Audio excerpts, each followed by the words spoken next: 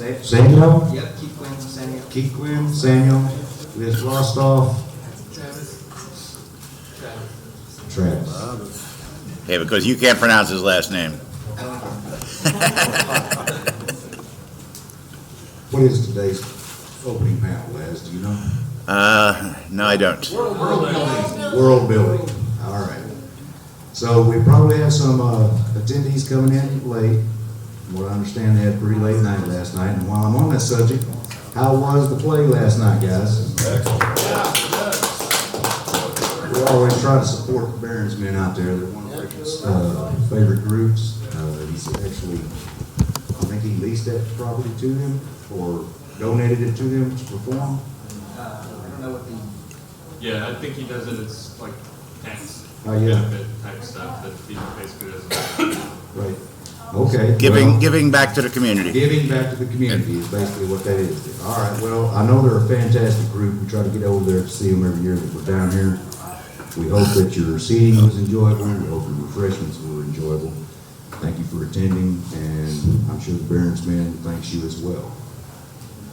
With that, I'm going to go ahead and turn it over to Mr. Spears, and I've got a lot of administrative work that I've got to go take care of to make sure that all the bills are paid around here. You guys take care. Hope you have an enjoyable day. If you need anything, as I said at the beginning of the convention, you can reach out to myself, Lazarus Long, Obsidian Shade sitting back there in the back, or Crazy Scavenger if he ever shows up again.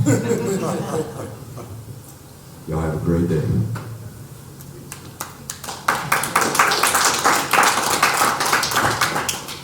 I used that I have to go take care of Bill's thing to get out of being here. Yeah. All right, well, we got some slides here. Our audio video guy seems to be down. So let me just get started again saying thank you to everybody who showed up. We introduced ourselves. I know we've got a few people out there, but at least all of us were on a panel at least once yesterday. But Chris Spears, Atos, now also known as Boss. Keith Quinn, Sannio, forums, I do local design, quest design. Recently I overhauled all time.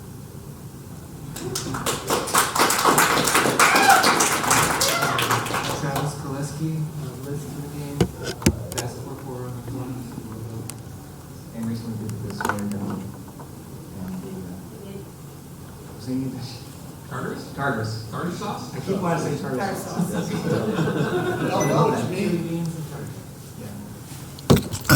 right, let's see if I can get back and start there. It'll warm up in a second. All right, so I don't think we had that much prepared. Stark made some slides for us. We always know we get tons and tons of questions from you guys, but we can talk about some of the stuff coming up and some of the things we plan to do differently in episode 2. Let me go over these slides that Stark prepared that I have not looked at until just now. It sounds like the Laz and Jack show.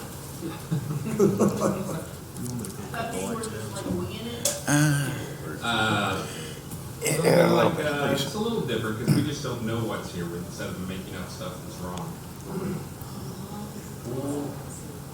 That's funny. We interpret the news, we don't make stuff up. There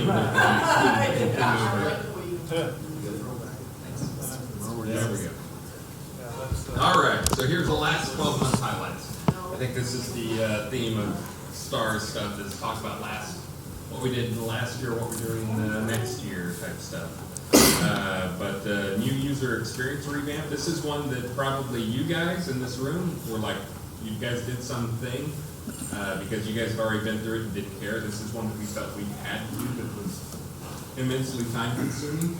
That was really 3 months of team time to try and make it a little bit better. This is one of those things that, again, you guys probably don't care about really, but you do care about it because it means if we spend money to do ads to bring people in, they're more likely to stick and we have more players in the game. So it's one of those things that does not help you guys. In fact, the whole time we were doing it, I pretty much was apologizing to you guys saying, sorry, we're not doing new stuff, we're not doing the stuff. Hey! Better late than never. Did you text me saying you're on the way and I ignored it? Because I knew you just ignored it. I don't ignore them, I just get them late, I get them after you arrive. We have some New Orleans fans here today. I'm returning these to you. Oh, look. I'm not gonna make anyone do anything. I'm not sure anyone would enjoy that. We just got started. I was just talking about the new user experience, and that was, again, the thing was, I apologize to you guys over and over again, because I told you that we're doing a bunch of work, it's not gonna help you guys at all. That you're really not gonna see, because it's for new users. But I do think it paid off some. Our new user stickiness improved due to it. I think we had to give up some things that were, some people on the in the game were a little passionate about. But overall, I think it's a much better experience. What we found was with our new user studying and metrics tracking, which is a big chunk of understanding the new user experience, was that in reality what we did was, here you go, start the game, and now talk to a bunch of NPCs, talk a lot, talk some more, wander around, do absolutely nothing interesting for the first 45 minutes of play for most players.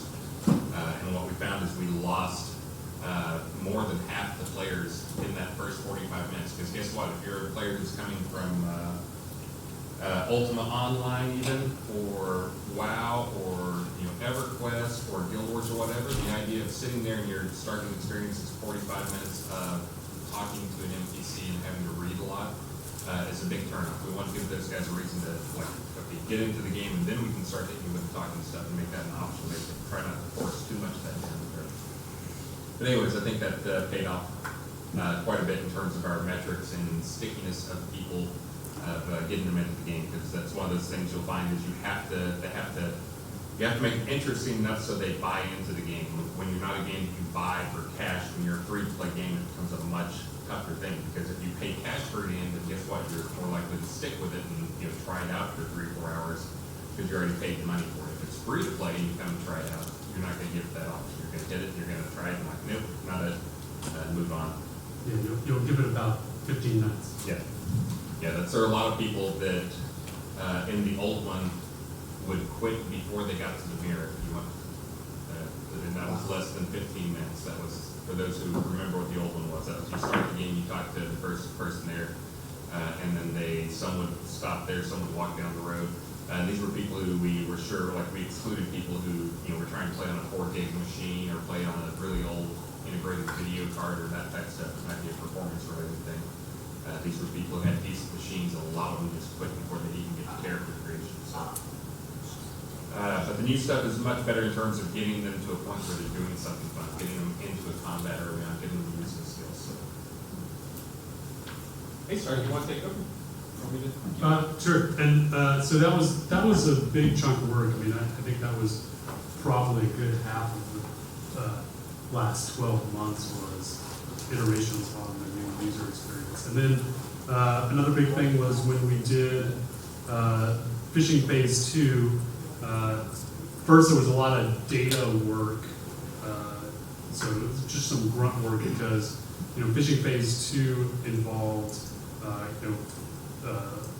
3 new water types. So fishing used to just be freshwater everywhere, and there was basically a fish. But then we introduced having 4 different water types: fresh, salt, fetid, and lava. But and then all the different fish that went with that. But what that meant for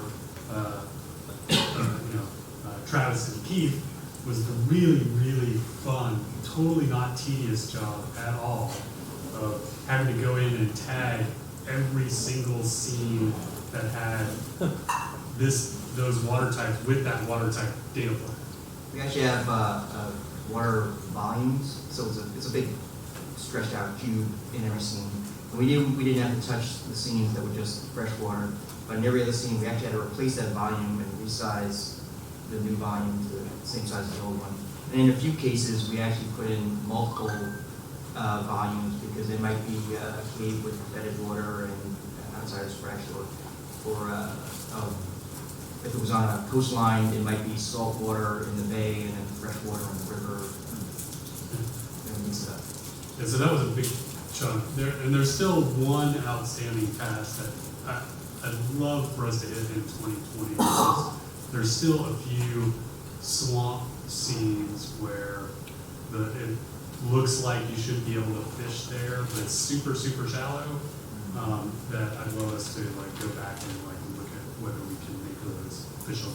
But we did in a couple, we Yeah. could do that, but what we did in a couple spots particularly in swamps, we wanted to add in extra opportunities to fish, so we sort of dug out some like deep areas. Yeah. So you might be running and then whoop, you're sort of swimming, so we wanted to have fishing holes like that. And then when we did that too, in addition to going and tagging those scenes, we wanted, Travis had this really great idea. This wasn't even on the schedule. He sort of did this on his own. He built this kind of celebratory scene for fishing, which was the fishing expedition. So, like, My favorite scene in the game. Amazing. It's awesome. so, like, what made you think of, like, did you make that scene? I was just fishing on the same adventure scenes over and over again, and like, I just thought it'd be nice to like have a like real water fishing, or like, we didn't really have like a tropical destination other than the pop. It was really just being bored of the surroundings I was fishing. And I think it's really interesting too, because we didn't really have like any like reefs. So how did you make? It's just cobbled out. There's like. Well, how did you make? Yeah. So how did you make the reef? A lot of the corals don't look too closely, you'll figure it out. And there's some repurposed plants and just colors. I know with the fairy belts and stuff, you all can like get under the water and see, which I don't like, but people like to do that. We have pictures, unfortunately. I know, I've seen them. I'm sorry. It's like the dope look behind. It's our favorite scene though, it's so gorgeous. I'm glad you guys like it. It's just, I cobbled together a bunch of really brightly colored flora and stuff and put a bunch of stuff upside down. I thought it looked like coral, kind of, through the water filter. Those little crazy pieces. No, it totally looks like coral. But we'll do more areas like that. Yeah. It ended up being great to have a purely social area. You didn't have to worry about monsters or even like resource gathering or anything. It was all about just getting together and then fishing, which I guess is a type of resource gathering. Yeah, it's definitely our favorite place to have the fishing contests for sure. Yeah, great for events. Yeah, and so and then the other big thing we continue to want to do is add new scenes and polish existing scenes, replace. And one of the most recent ones we did that Sannio did, which was Ulfon, which if you haven't played that, it's really, really incredible. Like one of the best scene reworks that we've done so far. So With cannibals. yeah, with cannibals. So a Lord British hallmark. Do you want to talk a little bit about like what inspired you to make that scene and like what all is in that scene? And So Ulfheim was originally, if you've seen the live stream, that talked about this before, but Ulfheim was originally a clone or a copy of one of our other scenes with some simple swap outs of enemies. So it was basically a flat forest scene with a little bit of a lump in the middle, and we put some of the barbarians at the time that were new, barbarians in the middle, and then I popped in one building to serve as like the placeholder for this will be their city. And the intent was always to go back and enhance it. We were working on other scenes and uncloning things, so there was other things on the list, and Elfheim sort of kept getting put on the back burner. But after we did all the new user experience, we had been talking about we needed to have stuff for the high-end players. And there were high-end scenes that were nice, and we were putting in like, you might have like a tier 8 scene that had a tier 15 bad guy, but just putting in an extra tough guy isn't enough for me. So I came up with like all these notes and plans for, I want you to be able to affect the scene somehow, and also maybe some sort of hard mode gimmick in there. And then both of those things got in, and it's super surprised that it worked as well as it did. I expected it to be super terrible when multiple players started banging on all the different mechanics I had in there. But all the problems were super small, and I think you guys are really like through it. It's great. So anyway, the short summary of what it ended up being was there's multiple levels now for visual interest. Instead of just a straight forest scene, it's in our north area, so I made it mildly snowy and not full-on snow scene, not like a snowy mountains or alpine kind of scene. The way you affect, I didn't want to get rid of any of the resources or enemies that were there before, because if people love going that scene, I didn't want to just say, well, forget it, everything you love in this location is now gone. So I sort of consolidated that stuff into roughly half the area of the scene. So the first half, the woodlands, is kind of the experience that you had before, in different shape. And then I put in multiple wave battles. So you have to sort of earn your way through to the final battle by going through several wave battles. And as you're going through the wave battles and intermediary areas, you can do these little side activities, such as freeing these mistreated wolves or poisoning this kettle of soup, whatever's in there. And by doing those little side activities, you are affecting the final battle. So the final battle has certain bad guys in it, but the bad guys might be different if you free all 3 wolves in the cages. So there won't be any mistreated wolves in the final battle because you just freed them.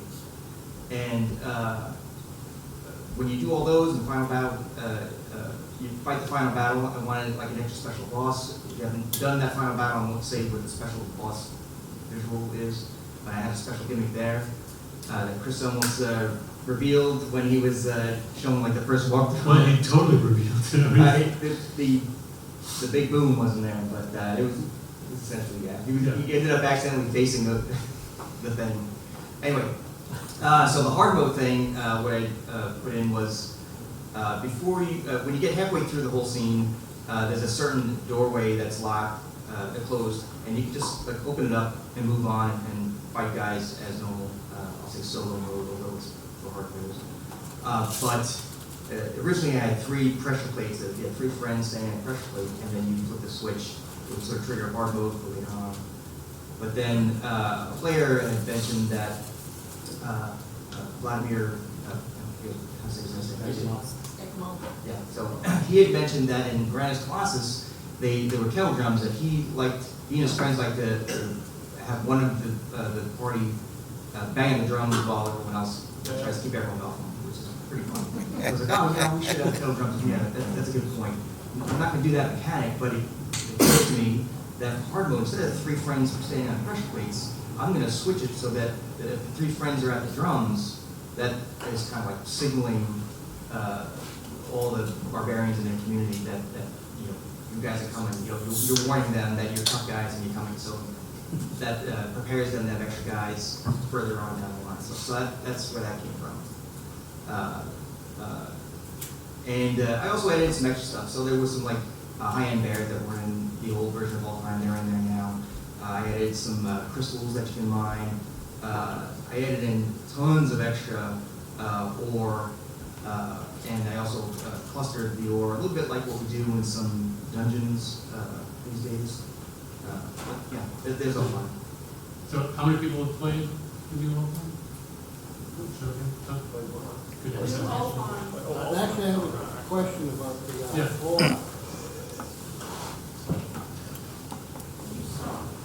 Seeing how you up the tier of it, and all in there is iron, I was wondering if you possibly get some silver in there.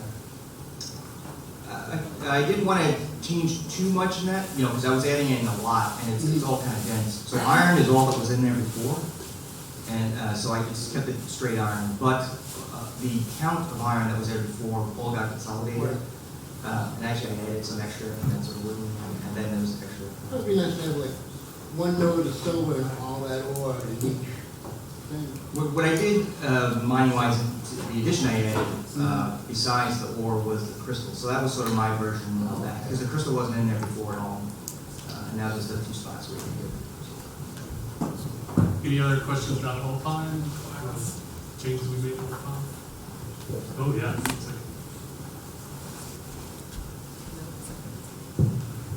I just want to say I had this T-shirt made just because I like old times. Oh, there you go. That's pretty awesome. There you go. Wait, you guys, okay, before. I'd rather be in before- Alpine taming. Okay, before Sannio leaves, you guys gotta take a picture of that. That's pretty fabulous. Is that a question, Mike?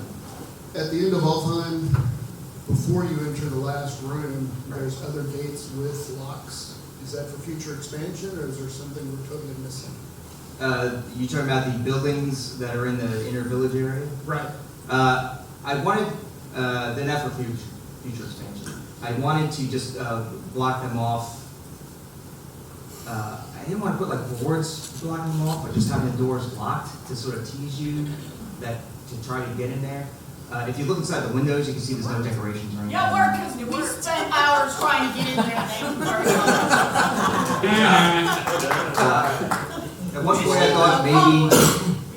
I thought maybe that I would open the door, a little bit like what some control points do. I might open the door after the battle's over, then you go in there. But I think it would be a little bit of a letdown, and I wanted to keep everything focused on driving forward toward the final goal. You can get in if you haven't, before you go in the village area, you cross the bridge, and there's an entrance to the village. If you actually go left, if you didn't know, you can actually, there's a little bit of a woodland strip around there, and sometimes there's an extra little something special at the end of it. Oh, mhm. How many people were surprised by that? And, well, I guess if you watch the stream.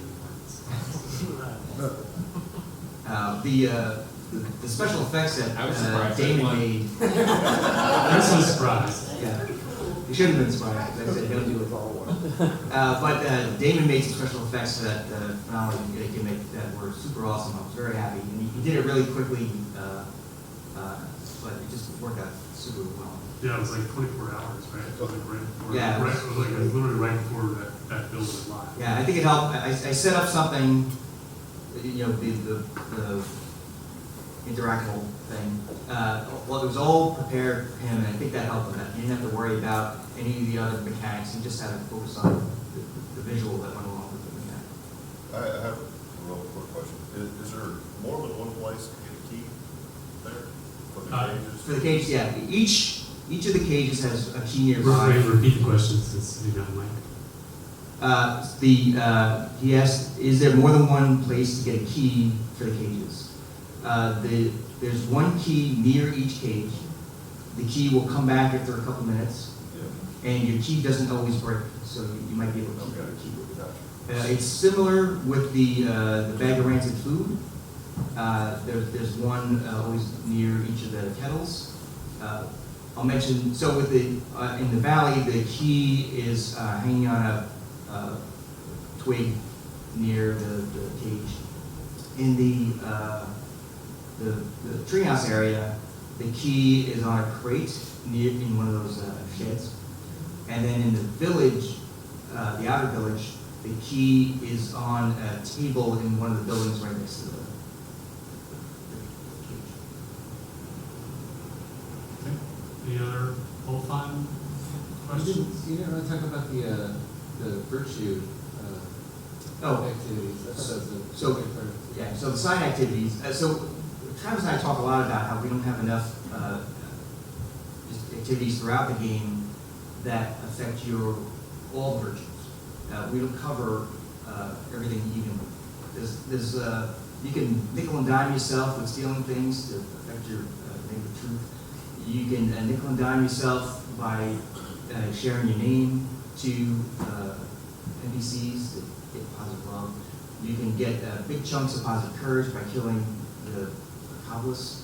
It's not a great way to get negative courage. If you do, a lot of my quests, you'll have a lot of conversation choices, and you can sort of say the heroic thing or the snide thing or whatever. Usually those things kind of indicate that there's going to be a little virtue change here and there.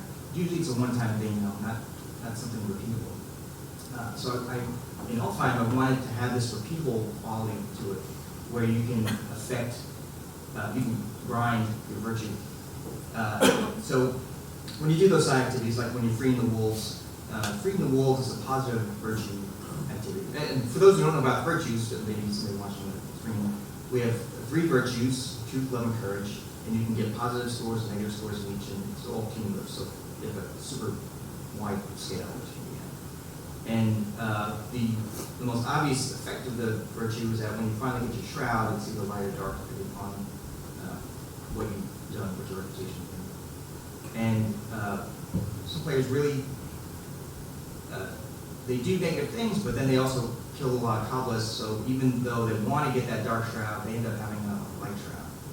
And with this, if you do like the poison, when you do one of these sign activities, it'll give you a hint as to what the virtue change might be.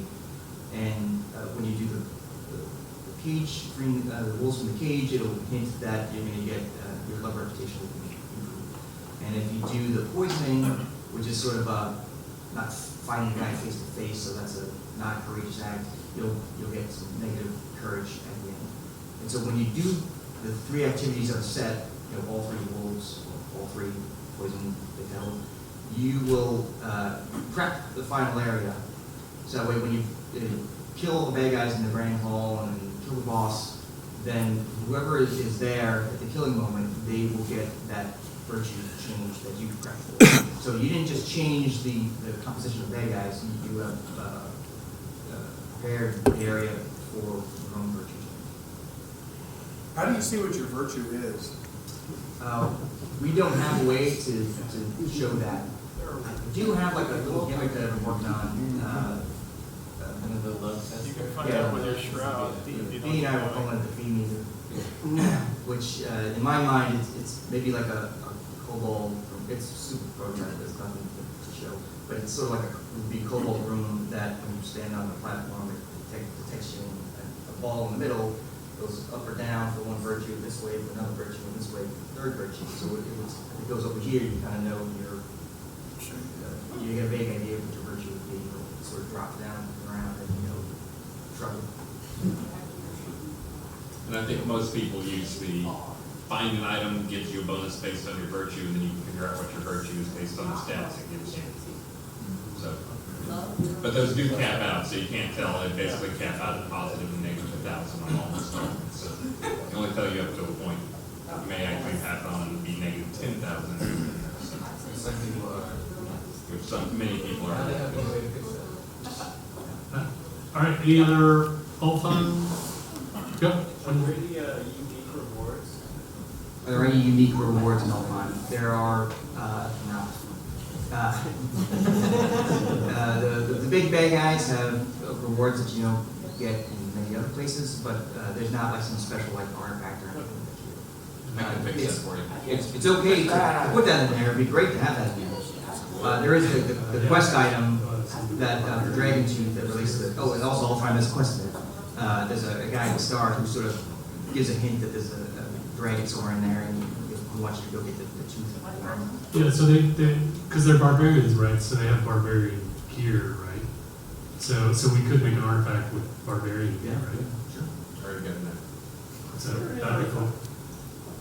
Because we don't have any artifacts made out of barbarian gear. So that'd be cool. And for updates, I think most or many of you watch my streams and know I don't just write down stuff and then never do it. I try to do a lot of stuff. Last night I did already updated the dragon resistance. That was something that somebody in here brought up. We'll see how much people rage. I also made a bunny spawner and a cat spawner for the box. I had updates. So yes, so I've been experimenting with it. It's probably going to be one Not just for spawner. lots, but for pots. Yeah, for pots. So you can put them out there and they have a large wander distance. So you basically, I'll do this for us too. I just, I'm trying to do a bunch of stuff. And I started on the using essences to make poison specific for creature types. It does massive damage against that creature type. But I didn't get through that this morning because I had to publish a build, which is now out as well, which fixes several of the seed issues. You can only buy, I think, rose seeds, you can only buy 10 at a time, and cotton seeds, you can buy 1,000 at a time. Those are now up to max. You can now buy 32,000 of each of those. And the new vault round. And the new vault round is in there, and a patch notes and all that stuff. Cool. Or else I would have had a little bit of that. All right. So another thing we did was a perennial favorite is deep Ravenswood. We did a bunch of polish on that. I think you did that too, didn't you, Sannio? Wasn't that something you worked on? There's a long time ago. Yeah, I don't remember the details. And then we I think it was spawning polish, I think it was Chris. Oh, that needs. I did that. I think he like doubled the bad guys. Yeah, I've changed a few of the spawn tiers. I try not to change it too much, because again, it's one of those places when we have spots like Old Time, there's people who are upset at you for Old Time, even though it's freaking amazing now. But they missed the old one, so I kind of had the same. I'm glad that, I was worried that some people who love the old time wouldn't give the new one a chance, but I know that some did give it a chance and they like it. I'm not gonna say, you know, you should sort of just dismiss the old time, you know, you like it, that's fine. I'm glad that they gave the new one a chance, so. Yeah, I think the reasons they didn't like the new one was because like there were places they could go before. I was trying to remember, like maybe they hated archers, they couldn't handle the archers that were in there now. They could handle the old one, not the new one. There might be So too many it's- archers. I didn't know about that. So there's that type of thing. It wasn't that they went in and said this is horrible and I hate it. Most people have their routine and they like, you know they can do certain things with certain meats and that's fine. Yeah, but Deep Ravenswood was one that was a very popular scene that I took a quick pass on. I kind of thought I would do more, but the more I got in there and talked to people, because I did it on stream a few times, and just everybody has fond memories of Deep Ravenswood and spending a ton of time there. And it was one of those where you could just look at the time that people had spent in it, steadily declining as other scenes come out. So I was really just trying to get back so people spend some time there. I wasn't trying to turn back into the everybody go to Deep Ravenswood type scene. But yeah, so that was increasing the spawns, increasing the clusters. It kind of had some old spawning rules to it. Adding a few artifacts and semi-boss type guys for the top of the hill, trying to fix a few things or a few things that were broken. We have, for those who don't know much about our spawner systems, the one we use a lot is you basically set up a spawn controller and then you give it like, here's 12 points you can spawn at. And then the rules for it are now spawn 6 of them at any given time. Yeah. And if you kill one, it may spawn another one here in a little while. Well, there's a lot of spawning set up. If you remember Deep Ravenswood, it's kind of a big circle around that hill top thing. In the One of the middle. oldest scenes too. Yeah, and there were a bunch of spawners up there that had like 12 spawners, and they would have like 6 that kind of went to the middle area and 6 that went to the outer area. That you had to like run down the hill and around the corner and go down around the thing and get to the thing.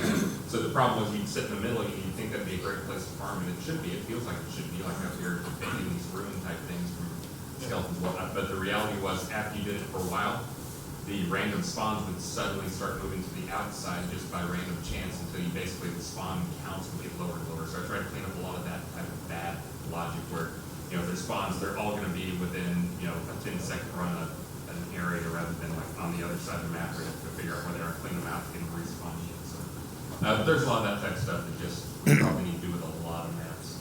What I did with Alfheim to accommodate some of that is I have a lot of bad guys in the main, barbarians in the main community areas, they're on paths. So if you do sort of hang out in the middle, eventually some of those guys should wander past you and then realize you're there and start fighting you. Let's see. All right. Then we did 2 new dungeons, Tartarus and Despair. So pretty amazing work. So, And I'll point out, you'll notice there's a picture of Tartarus or of Despair in there, but no picture of Tartarus. That's because he makes pretty dungeons and I don't. that is correct. Chris's are very interesting gameplay-wise, not so visually interesting. Well, yeah, they're Authentic totally. old school. They are authentically old school. So, let's start with Tartarus. Talk about Tartarus. So I think people know that's kind of another one of those experiment dungeons where I just wanted to make it for every release I could go in and add like a floor to it, add a little bit more to it. Missed a release, I didn't get anything done, so this last time I tried to add 2, which was a little too aggressive given everything else that was going on. Part of it got done, the maze, the third level, the maze area down there, that was one that was just an idea that I liked that still hasn't been finished up, that I'll wrap up. But I thought it was good enough to put it out there for you guys, that I thought some people would get some fun out of it. But that is, again, the idea behind that was build basically just kind of an old school maze that you could just barely, using your camera and jumping type stuff, that you can kind of figure out where stuff is. Try and give some clues on the big boss. The tougher types all have lights on them so you can see them in the dark maze around there if you're not using the night vision. Having the tower in the middle, it's a good landmark so you can can keep track of where you are, and making the hallways, the maze large enough so that you can actually have fighting spaces in there, and also make the creatures in there, had to do some extra work to get the creatures so they would actually wander pretty well around there. So the idea being making it dangerous, because this is supposed to be a high-tier thing, but making it so you can be fighting the guy, and another guy comes up behind you, or an archer comes around the corner and starts, adding on. That one does. I created some U-tier satyrs for it. I have a mini boss and then boss satyr. I think I showed on the stream, but I have not added to that yet. So I'll get those in probably for next release at this point. We're getting to the point where it's tough to do patches without dragging in stuff you don't want in there. But I'll finish those up next release. But there's a boss that is part of a wave battle in the middle that's down by the tower, and some mini bosses out there. And that's, again, those guys, we talked yesterday about, like, everybody has the same crappy AI, has the same couple of things that punch you and they hit you with a fireball or whatever. Those guys actually do have a few more things that they do, and that's actually the thing that's holding me up on the boss, is I was trying to add some more even cooler, more interesting stuff that made sense with the location. That was the boss that launches you, which, again, in a maze, launching you.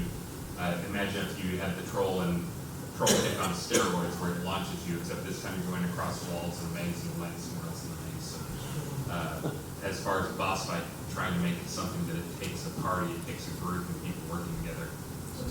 Also taking care of some other things in there, which is where I discovered that our roots for creatures never really worked, except for ones that work too well, and doing a little fix for that so they actually have a chance to catch people who are fast movers, casters that get away. They actually have some powerful roots that are a little tougher to break. Breaking them depends on your strength, so actually casters tend to not be as good at breaking them. What else is in there? Oh, there's a PvP section that I think, again, is another one I've shown on streams, but I did not open up yet. Just due to one small bug exploit thing, which is it has some different rewards, probably some cooler rewards than other parts, but it's a PvP area. But right now, because it's an instance dungeon, you can enter it as PvP in instance and go to the PvP section and still do it without having to deal with any PvP stuff, which is not really what I was looking for. But that'll be opening up in R71. That'll be fully populated and have all the stuff in there. But it's going to be primarily, it'll have a few wanderers, but it'll be a large wave battle at the middle, which has a lot of different perks, which doesn't mean much to you guys. But that's when we have wave battles, and you complete a wave. After each wave, you have the opportunity to add some perks, and this is like a chest appears, or a chest unlocks, or or node spawn, or whatever. So you have to imagine it is a large area, kind of not a super tough maze, but a good maze for PvP space, with a wave battle going on in the middle that will take a full group to really get through in any significant way. And then after each wave, there's perks that spawn out the side in the maze and take some people right around getting them. So again, it's going to create a lot of conflict, which is really the purpose. It's some incentive and conflict for PvP space. The other section we're going to add, that the mine is right now, just again, it's a bit of a test area. It has the ore nodes in it that are spawning. I have them set a little slower than they'll spawn in the end, just because I still haven't added the assassin imps, which is another new creature type that I have. It's, as I mentioned, both a little stealthy and does significant damage, but only if it attacks you from behind. So this is basically, let's go around and kill the miners creatures, the solo miners who get snuck up on. Are those ones that will also pickpocket? These do not pickpocket. These instead of pickpocket, these are kind of the nasty imps. The other imps, that is the visual type though. These look a little bit different than those, and they are primarily a killer, not a pickpocket. They'll loot your body after they kill you. How about that? But then there's also, that's an area that also has some metal slimes in it. For those who know the metal slimes and the death metal slimes have been in a few places. I still think it's right to call them death metal slimes. But the death metal slimes will also start appropriately dropping metals when you kill them. So right now they don't give too much sun. So do the death metal slimes play death metal music? They should. That'd be great. I could attach that. They were They're death faction slimes, so death magic doesn't work on them in addition to other stuff, or is less effective. But the big reason they're death metal slimes is I put them in a bunch of zombies. I didn't want them killing the zombies, so just renamed them and gave them a faction that matches the zombies. But, again, the mine section will be, and the PvP section will be filled out. The two wave battles that are in that dungeon will come online for R71. I probably won't get to them this release as much as Anthrax and others want me to get to them this release. I think there's too much stuff, and we're too late in the cycle to try to get out a big patch like that. We will see. But for R71, all I'm doing is polishing, clean up, and basically finishing what I started in R70 on that. That's a lot of play space down there. Once it's finished, it's not quite finished yet. So. Any questions about Tartarus? How many people have played in Tartarus? So much that I hated it for a while. It'll keep working. Again, that's when I make maps, it's largely so I can figure things out and experiment with stuff. Like It's a good map. figuring out stuff like the zombie room is one of those where like, okay, was this like, will people like this? Will they, slow moving killer zombies? And, but yeah, that'll continue to morph and change as I evolve those creatures a little bit. And looking at different fight situations of like the water pool room, which I think doesn't quite provide enough experience when you work with people. There's actually still an artifact, Captain Marcus hat, that I need to do a little more work on to get in there for you guys. There's actually a reason to go kill him. Probably give him a bow, some sort, or archery-based poison or something. So, but anyways, again, it comes along. I work out in my free time to try to show that off on my stream. Not as pretty as the next one, though. So we'll talk about Despair. Well, any questions about the cards? No? No, they had a lot more questions about it. Yeah, I guess my dungeon is more clear and more studied. Everybody in the room probably knows, other than me, but the captain's hat is an artifact. What does it do? What does the captain's artifact do, Chris? I forget. That's why I said I totally forgot I had added it in there until I was doing a stream down there, and I was like, oh crap, there's a captain hat on him there because he has a pirate hat. But I forget what the stats on it are. I may not have any because I know I have a change list with it in there that I was working on actually adding a new stat that was just for that hat so it could do something unique. Okay. So, yeah, I know it's there. I see it in my change list every time. Why don't you write it down? All right. Captain. So next release, the secret will be revealed. Awesome. It's just like a Ring of Luck, only better. There you go. Wink, wink, nudge, nudge. Yeah. Ring of Greater Light. The Ring of Greater Luck is twice as good as the Ring of Luck. Twice. Yeah. Sure. For those who don't know, the Ring of Luck does actually do something. It helps your chances at wishing well. Great. How valuable. Yeah, that book you get for loot, really. Yeah, fantastic.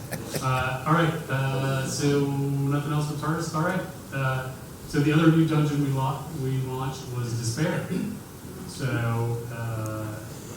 Travis, you want to talk about Despair? Sure. So I love the fact that Chris has like a test bed for new mechanics and monsters and charters and stuff, and we all have our different discipline strengths, and we always intend to like, okay, now I'm done with my map, let's switch hands and you work on the mechanics and the bosses and stuff in my map, and maybe I'll go do material pass or something or some effect in pretty the other people's maps. So we've always kind of worked in tandem on these dungeons. So Despair is one that it hasn't gotten that fleshed out with the mechanics as far as, I had some spawners to do, and we didn't want to just like, okay, here's new monsters with more zeros, but at the moment a couple of them kind of are that, but it's still a work in progress as far as fight mechanics and especially puzzles and switches. You kind of just sprint through the whole thing right now, and there's no like locks or things like that. That designs as far as like what we drawn on the napkins of the Chinese restaurants. We've graduated from napkin design to paper design now. So. Yeah, Alfine, the gimmicks in Alfine took like sort of like 3.5 months. I did a lot of gimmick prep first. where Travis didn't give himself that extra time, you know, he went right to the world building. Yeah. And then the communities, Yeah, so I have the spaces in my mind blacked out where I want to bust and stuff. So it's kind of, when I was working parallel with Keith, and the thought was that we'd switch, and then he'd do some, I'd go make his map prettier, and then he would go, and I didn't, because like, he told me to, he kept asking, I opened it, and like, it looked good to me, though I didn't have anything to do, really. just the pond board. I think I did ask, should we put decorations in these houses, or are they locked in the ones that they're actually going to we thought they could probably see them. But I know you guys haven't had a new high-end dungeon, but we did get Tartarus in a while. So that's still a work in progress if you guys have been there as far as mechanics and the new bosses. It's the warp spider and the mutilator there? Yeah, and the plan for the warp spider, these are both fall on me just being too busy due to, again, stuff that people are aware of now. But the warp spider, the plan for that is that he does use the teleport effect, as his name might apply or imply, when he's supposed to teleport himself and you to different spots. So basically, splitting up groups, parties, and also, you know, you can teleport to people and you can teleport around. As you might expect, kind of the teleporter spider type stuff that I didn't quite have a chance to mention. We've got the teleport effects in there. There's some modifications that need to make. Yeah, I'm excited for that, the new creature behavior. And there's some more creature behavior we've talked about still coming for that. But rather than just sit on it for, you know, a few releases, I know people kept asking, like, when's it going to go live, when's it going to go live? So we did spawning pass and kicked it out. Just recently I put in some more, there's a lot of silver that I've kind of hidden around. We want more silver. So it just kind of needed a reward, you know, risk versus reward. It was just a lot of risk and not that great of rewards. And so Originally, we had just some super basic resource. Yeah. Just as placeholder. Yeah, so Just to get that object in the scene so we can make sure that we populate all these resources. So I don't know if people have been back in there, so I snuck in a lot more silver and a couple other resources. And there's chests at the end of the rooms that I want to be, you know, wave battles, and then you get a chest with something good. Right now they're like a uncommon or a rare chest, which is just a default chest for the database. Your level of there's not a whole lot you want in there, but eventually, you know, hoping we'll get some artifacts and some of those doors locked and things like that. So. And then just keep adding new areas to it. There's a couple that are in there you can't get to that are just blocked out. So, kind of as Chris, you know, could say, you know, add like floors or levels. You know, that was easy. There's all kinds of spots just waiting to plug more rooms and more content. But especially when I wait till we get, we talk about more creature behavior and creatures that do different attacks and do different things.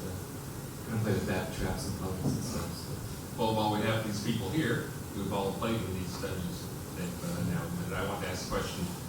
So I did the Tartarus. I was trying out the different stuff. How many people have done significant mining in Tartarus? Well, no one. All right. Mining. That's XP mining.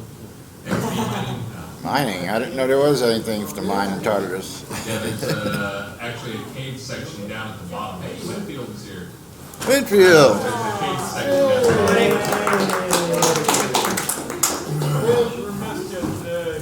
Fish. I have fish for you. Thank you. Question. I have a question. I was just wondering how it compared, because again, it's one of those things, I'll probably turn up the spawn rate of the ore nodes once the creature's in the render. The idea is that it is far fewer ore nodes, yield basically 3x what a tier 5 node does. So it's something where you can get tier, basically the same thing you get out of some of the other top mines, but with less mining time.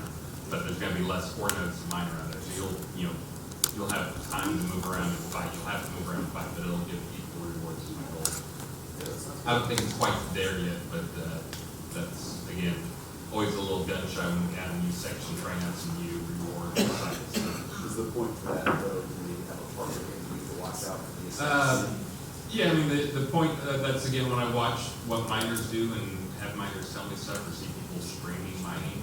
I mean, it looks like they get frustrated the second they aren't always 100% of the time mining stuff, or, you know, taking the 3 steps things, or trying to make it so it feels less feels like it's just continuous mining, but it still feels like it's as rewarding. I'd rather, you know, that just feels over time having little breaks in there. It's not, you know, it just doesn't feel like there's any breaks at all when they're doing their mining when I'm watching. Trying to make it so it breaks up the mining a little bit, and there is a little risk involved as well, and some knowledge as well, because there's a lot of 4 nodes marked in there, but there's only like a third of them will be spawned or less will be spawned at a time. So there's more movement, and then they change, just similar to the mechanic we use for the creature spawning that I talked about, where you go and you mark like 10 or 12 spots for it, and you only have like 3 or 4 spawned at any time. It's that type thing. So they'll move around quite a bit. So it's one of those things that, again, I always try to look at stuff thinking of it from a skill mechanic. Sometimes I put too much thought into it, but I look at it as a skill mechanic of, you know, players understanding, knowing where the nodes are, and they know if like, hey, I'm only getting like 1 silver 4 node mining out here. That probably means it's back in a little twisty tunnels, and I gotta go clear those up for it to spawn out here some more. So again, it's one of those knowledge things of learning the space and learning the patterns. So. Anyways, more work to come. Despair questions? Despairing questions? I'm gonna mention one thing I like about Despair, which is we did something similar to what we did with the fishing expedition and the Jack of Diamonds airship, which is we had multiple ways to get to it. In this case, by boat from several major cities. So rather than having to go to a certain adventure scene, which might be another dungeon, and then sort of like working your way through the underground system, you actually get there. It doesn't show here, but there's if you haven't been to it, there's a little cove that you arrive inside the scene.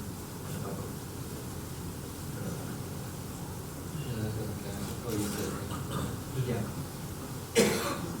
Okay.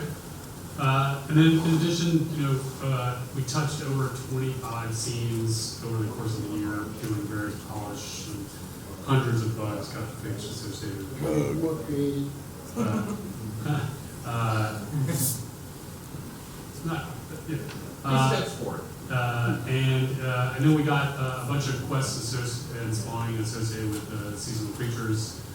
So Pumpkinhead, Envy Angel, and Krampus, since we last week. All 3 of those got put in the associated quests and the spawning, including the cool nearby power effects that you see with all 3 of those creatures. So that was cool. And then big things that we want to focus on for the year for world stuff is Krampus will return at the end of the year. Got a week to. I got to say that a lot yesterday. I brought my Krampus home, and my daughter was very excited. I have a question over there. Yes. I was wondering if with some of the stuff like Krampus's branch and stuff you get, if you could get patterns for that. Isn't it its own artifact? I thought it was an artifact.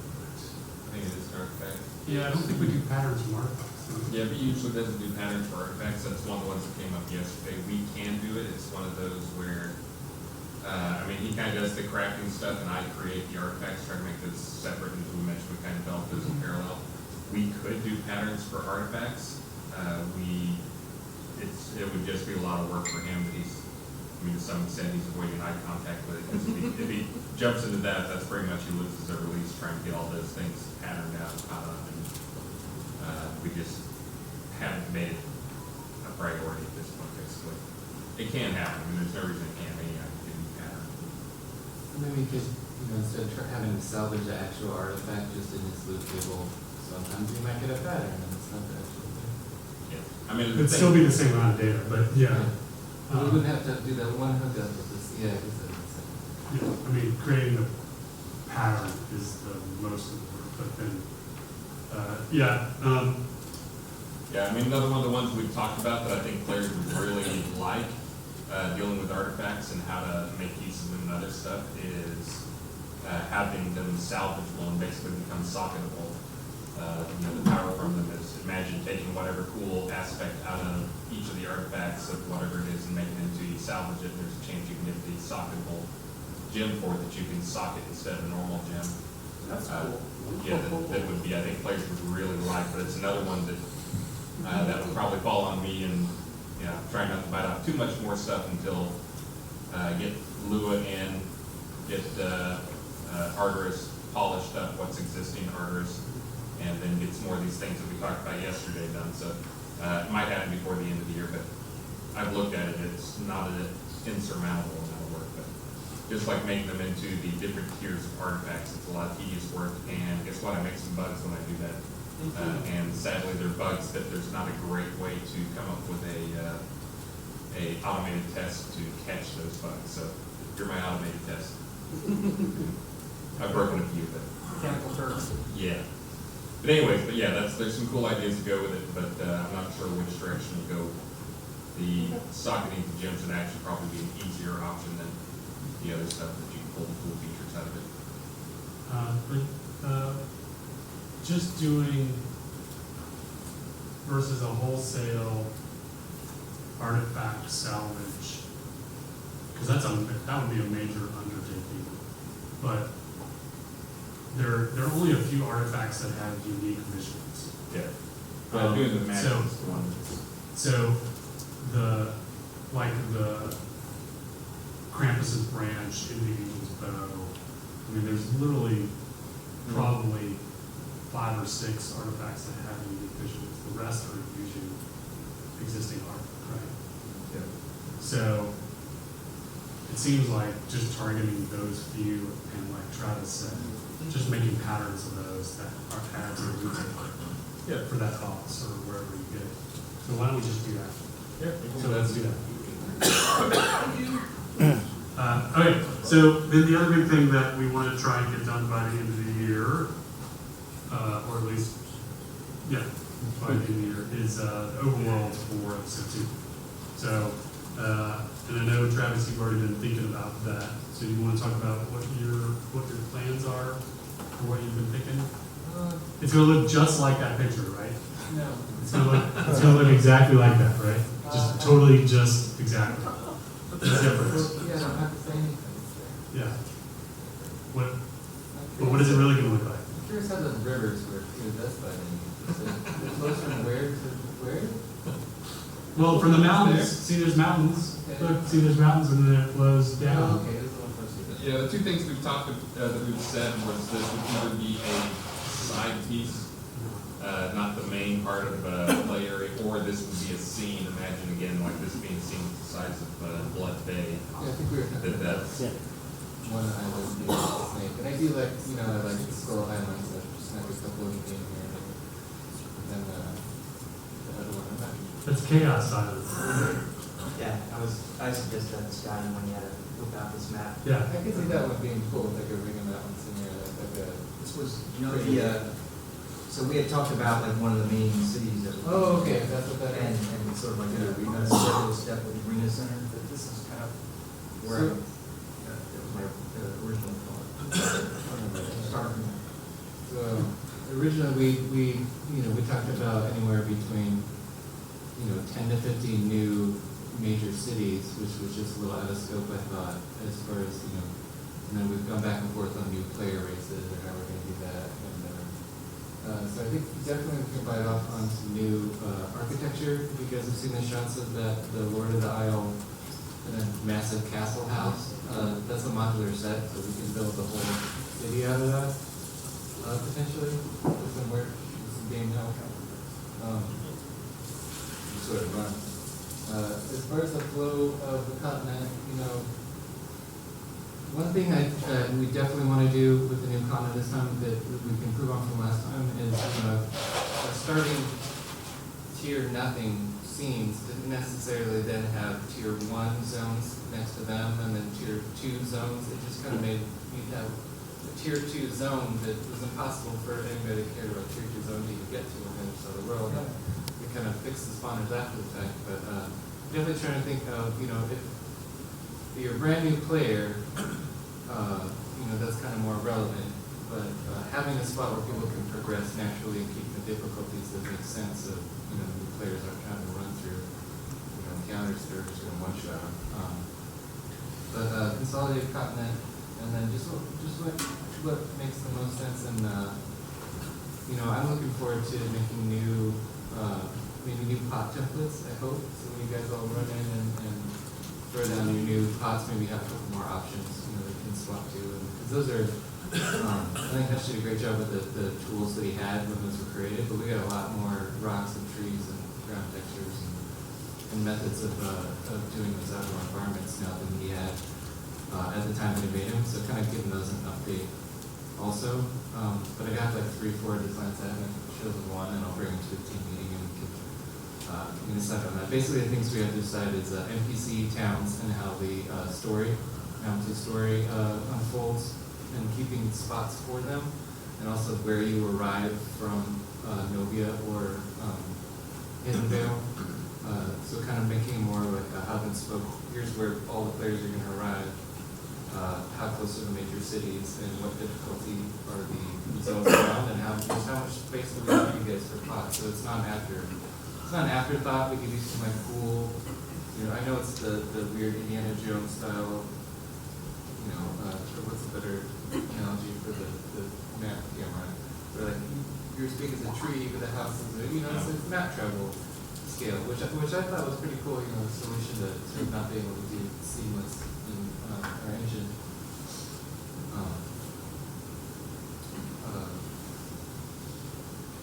Squirrel. Cool. Yeah. Well, Those are the things. Yeah. Those are the things that All right, so goal is to get episode 2 main content laid out, at least to a level where folks with player-owned towns over on the episode 2 content can start picking where they want it, and maybe even start moving.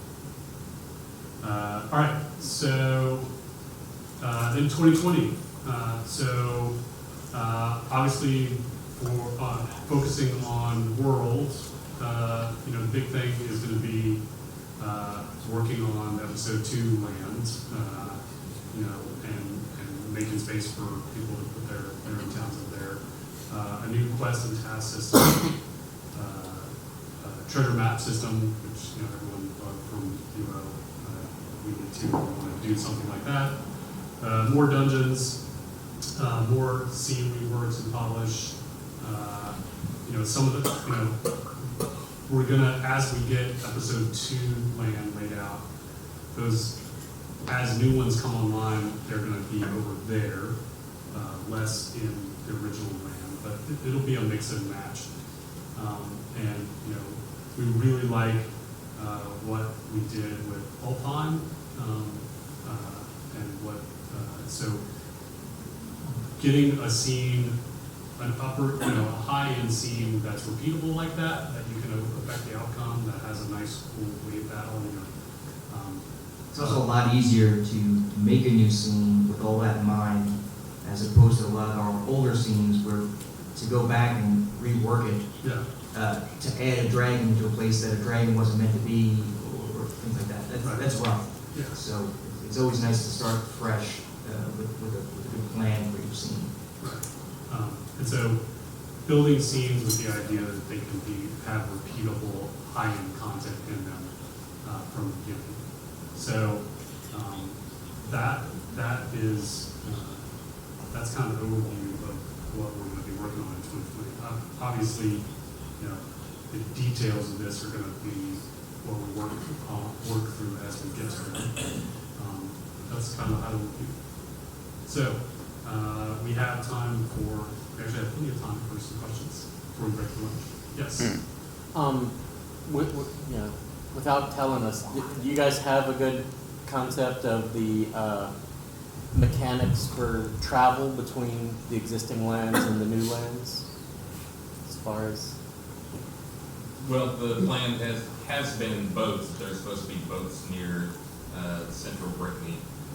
But whether or not that changes, or how we, you know, do we have teleporters, do we have let pots connect to other pots up there? There'll probably not be a scene where you're on a boat like other Yes. where you have to spend literal commute sitting in the boat. I don't think we can do that. Yeah, that's one of those, we like the idea of having, as I mentioned, at some point, having pirate encounters, but we don't want to force that on them. That kind of feels like we're doing again more like if you have to go through the passes, and you must zone into the pass to get through the pass, and fight through the pass and get to the other side, where, you know, it's kind of cool a couple times, and when you want to do it, it's cool, but we don't like the idea of forcing constant pirate sieges on you, but you gotta do a fight on a big boat every time you go across. So it'll probably be, just more of a teleporter type thing, same kind of things going between, you know, Novia and Las Vegas. Yeah, but then, most likely, once you've been there, we'll allow you to bind there, just like we allow you to bind now in these teleport scrolls. Okay, I just didn't know if there were gonna be new Moongate nodes or that kind of stuff. Probably, but at this point, you know, everyone uses bind and teleport scrolls, so, yeah, I mean, there might be a Moongate there, but not sure how relevant it is at this point. And I just mean, it'll be there probably for story continuity only, and it'll function, but mainly just for story continuity. And since it came up yesterday, I know there's some people here who are here today that weren't here. We still don't know for sure what we're gonna do about people who don't have episode 2, but wanna live in a town, like they're already in a town that's moving to episode 2.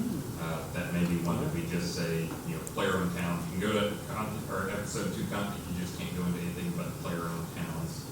You can't go into any of the quest content towns. But again, we're still trying to figure that one out, and I think some people have been just watching and seeing how many people actually have episode 2. We'll see. We'll figure that one out, but we'll make sure not to screw anybody up. You know, ruin any town, break up any towns. I'm a little late, but maybe you already covered this, the new quest and task system. Did you already cover that in more detail? Next question. All right. Question, that's not fair. All right, just I liked you. mainly from the user experience, how different is it going to be for us without going into all the mechanics? We know how we played today with the words and the icons and all that to help lead us with things, but what fundamentally would be different from the user experience with that? The system we're using, I've talked about a little bit, that's called Inkle, that Dr. Bob is using on his project, and a number of other projects have used it. It has some tools you can use for editing. In terms of how it actually interfaces, it'll probably be not that different from what we have right now, where it can handle a keyword system and choosing, you know, it may be we give you the same thing, but you have the option of typing the others. We've had some problems. The biggest problem we had with that keyword system was really not the keyword system as much as it was the underpinnings of all of it for how it handled flags and stuff like that. That was extremely error prone and resulted in tons of bugs that were not easy to debug and not a good way. We like the idea of, you know, if we're gonna make a system, we wanna make sure there's some type of integration test we can do to make sure it's not constantly breaking. We have that for pretty much everything else but the quest system. And that's largely because it was never supposed to be as big as it was in the old one, and it kind of evolved into a beast that, you know, the fact that all the pipes connect and still work and all that, you know, it's crazy that it still works at all. But anyways, the new system is pretty much you can go to Inkle, you search for Inkle, I-N-K-L-E, you'll find information on it. It's an open source system that is basically a dialogue tree system that has a lot of different options for it. It has an editor and has ways that you can export it to text formats of different types. So is that something we can play with independently on our own and like be our own? Well, and the reason we're specifically focusing on that is and we talked about this yesterday, the plan is it's also going to be the way you are going to create your own NPC dialogue for your NPCs. So, yeah, so that's why we're focusing on that as the tool for us rewriting ours. Is it's also going to be the one you use for yours. So that'll, I obviously missed even the discussion about the players may have request capabilities of their own. That's all part of this. This is great. Correct. Wow. Yeah, and I mentioned there's going to be some limitations to that, just due to the reality of, you know, you guys do a lot of stuff, and if we gave 10,000 players the ability to write, you know, 100 quests each, then suddenly you know, the server falls down with 1 million, you know, a megabyte of flags per person. So the quests that you guys write, they'll have ways they can connect, like talking to the individual guys. You'll be able to set flags. You'll have things you can do that will connect that NPC here that, so he knows he's talked to the NPC over here.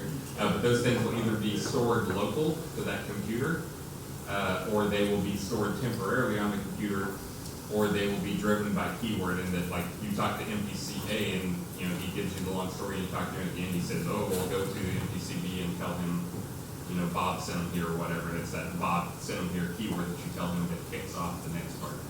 Most likely it'll be stored local. The thing I'm just trying to get across is it's not going to be stored on your account, because again, even if we did want to swallow it, we're going to store megabytes and megabytes of flags per person. You guys, then it also binds you guys for your hands, because then you're like, well, I want to change my quest, but it's going to screw up the flags, and that's all that's on the server. Now you get like, old dead flags that haven't been used in forever. So, but anyways, the system's there. You can go look at the system now. It's a branching dialogue system. It has some other stuff, and again, it's open, so we can actually go in and modify it and add the bits we want. So we can do things like. One final question. Go ahead. Are those kind of layered to the questing mechanics opportunities from player character? I only have an account. I have a house that I can do things on the house. I have a town where I can do multiple things with it. So what are those opportunities for all players to get involved in the player quest mechanics? You're absolutely going to need property to do anything. Okay, minimally property. Yeah. All right. Yeah, because you're going to have to be able to place an NPC to do anything. Got it. And roughly how much data do we have available on one interaction placing on a property? That's what I said yesterday. We don't know for sure how much we're going to have on them. That may be, I even mentioned that may be something that we monetize on. You can have a guy that, he's got like 200 lines of dialogue that he can do. But that's a lot. But then if you want to have I'm thinking stand-up comedian. Yeah, the thing that's going to be stored on this is stuff like when you write this out, basically you'll write it out in the writer program, and then when you're done with it, you can export it, and that's what goes into it. That part actually lives on the server. That doesn't live locally on your computer. You don't have to be logged into the game and standing by your NPC sometimes. And as I mentioned, that's kind of stored like, imagine writing a book in game, and then when you submit the book, that actually, okay, now the server's keeping all that stuff for you. So that is something that we're not going to let you just have like, a dude up there where someone's written a script to export Wikipedia to an NPC, and now we've got 72 gigs of data on the dude. So we'll limit how much each guy has, and that's probably, again, as I mentioned before, we'll make sure that that's good enough to do most of the stuff you want. But then for the crazy stuff with the guy that basically I'm putting Soda Wiki on an NPC practically, we'll have something where you can buy an NPC that's got more. But again, that hasn't really nailed that down. We may also go with a route of just, okay, they've got a limited, they can handle 10K of text data, and then the thing we end up monetizing on is visuals, where you get an old fart if you just want the free guy you can hire or whatever. Then they want to have the sexy barmaid or whatever who's got lines, and you got to pay for that. Sex sells. Another question? On the subject of the equal rider stuff, will we be able to only use that on just kind of the normal NPCs, or will it also work for our vendor NPC? The idea would hopefully be it would work on vendors as well. Yeah. That's also something for those who weren't here yesterday. That was another thing that we're definitely going to investigate, and if it can happen, we're going to do it, which is letting you put an NPC that's associated with your map that stands outside your hot on the overworld map. So basically when people are walking around, they may see, okay, there's your town, they can see the little buildings and smoke coming out or whatever, and then there'll be an NPC there that they can talk without even going into your town, so they can talk to that NPC about your town, and basically him be the town crier that stands on the overworld map for you. Because again, we were just talking yesterday about people frequently wander into towns, and they wander into towns, and sometimes, they don't want to be there, and they just wasted their time. It's a bad experience for new players. So having a guy who will stand out there and tell everybody about your town without them having to enter is awesome. Is that an idea for Q1 perhaps, or Q2, or don't know? The dream is to get Equal Rider in basic functionality. We've got the pieces. It actually already comes with some Unity stuff. As I mentioned, Dr. Bob already has it integrated into his little side project game, so we know it works and how it works and many of the gotchas. We already have the data serialization type stuff for, again, as I mentioned, like books and that type of stuff. So that there's gonna be some work to tie that all together. We're hoping we can get that to a point where we can tie that together, by the end of the year. That's on kind of the hoping for. I think it's possible, but that's one of those things, the guy who was going to be doing it said, I don't know if that's possible. I think he'll find that it's easier than it actually is when it gets there, which, that's gonna be wizard smooth working with Dr. Bob on some stuff, so. But we'll see. I'm optimistic for it. Again, it's got some Unity stuff in there. And he's the cautious one. I'm the more optimistic one of the sets. Okay. Any other questions? Yeah, the good thing on that though is you can go around and play with that right now. That is a tool that's out there. You can go right dialogue right now if you want to. So, Did you get a quest for town size deed? I'm sorry, what was the question? Quest to do for town size deed. Town size team. Town size versus deed. the village. If the subject request result in a town size deed or let you trade up. We already have one for the road village. Probably not. Like, that, we already feel like it's pretty generous that we give out a village size deed. Like, giving a town, that's, no, pretty unlikely. I'm gonna say a hard no. I didn't expect it, I just wanted the question out there to have it. Sure, yeah. Yeah, and when you get above about village, I mean, it really starts filling up towns pretty quick. There's a lot of stuff you can do on a village a lot already. And it's also one of those things, I mean, I look at the metrics and I know people sell, like, I've seen town deeds selling in the metrics in terms of selling from player vendors. So I know they're out there for players who want to get them. So You can also upgrade. yeah, you can also upgrade and just buy crowns with gold and that stuff. So.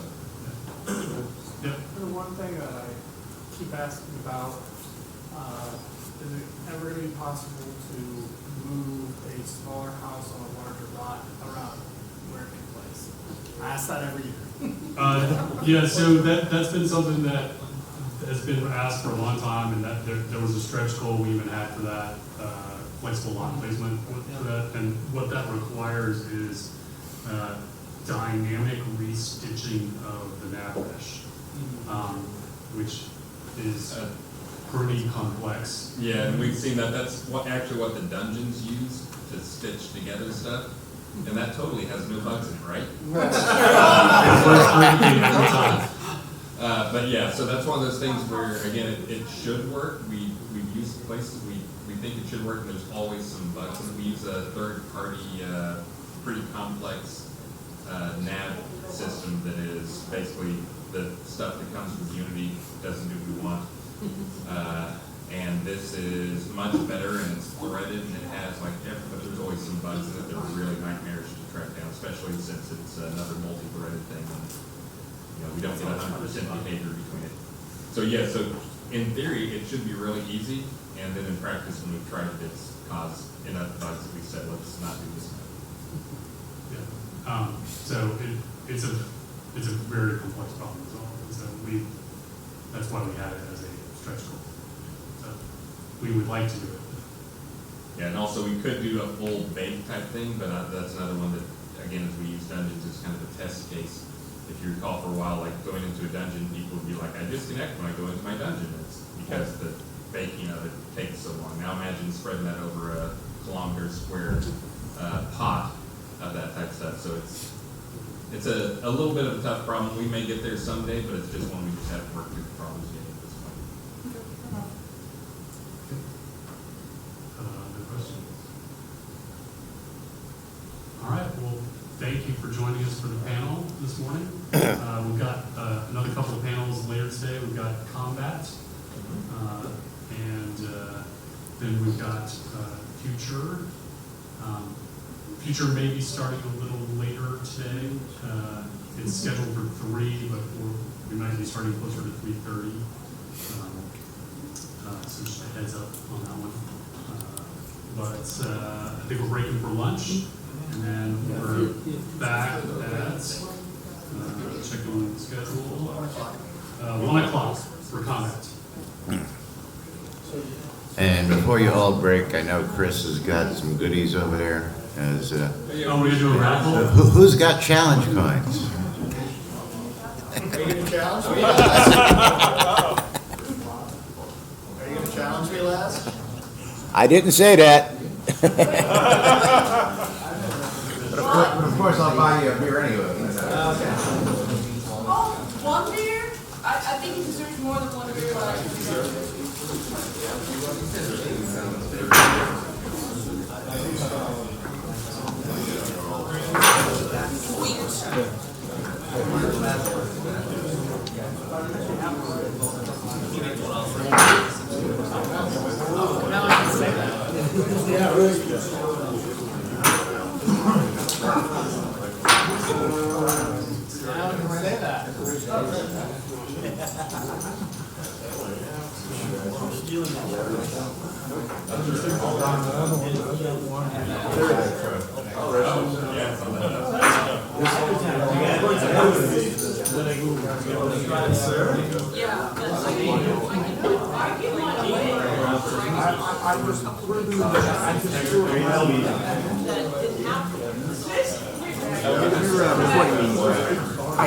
Matter of fact, thank you.